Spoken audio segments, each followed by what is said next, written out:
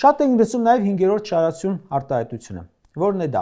Դարձյալ պատերազմական տերմին է։ Երբ ֆաշիստական ուժերը 4 չարասյունով հարձակվում են Մադրիդի վրա, 5-րդ չարասյունը, որը արդեն քաղաքի մեջ էր, վճռական պահին պետք է հարվածեր թիկունքից, տարածելով շփոթություն, զբաղվելով դիվերսիայով, լրտեսությամբ։ 5-րդ չարասյուն տերմինն այսօր ակտիվորեն գործում է քաղաքականության մեջ։ Ով դուրները չի գալիս, ԿՊ-ն ասում է 5-րդ չարասյուն է։ Բայց իրականում 5-րդ չարասյանը բնորոշ են հենց ԿՊ-ի գործողությունները, պետության մեջ թշնամու շահերից գործող ուժ։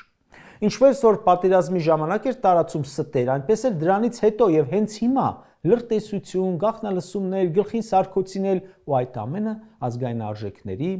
կերպարների եւ ինստիտուտների նկատմամբ։ Մի քանի օր առաջ բացահայտված բանակցային 2019 թվականի փաթեթը, որից հրաժարվել է Նիկոլ Փաշինյանը, ոնց նայում ես 5-րդ չարասյան մասին է։ Միայն այդ այսպես կոչված շարասյունը կարող էր Արցախը պահելու բանակցային փաթեթ ստանալ, միտումնավոր տապալել, հրաժարվել անգամ բանակցությունը շարունակելուց, լավ իմանալով ռազմական բալանսի խախտվածության մասին, թշնամու շահեկան դիրքի մասին, ու այդ ամեն իմանալով գնար պատերազմով փաստացի հանձնելու ճանապարհով։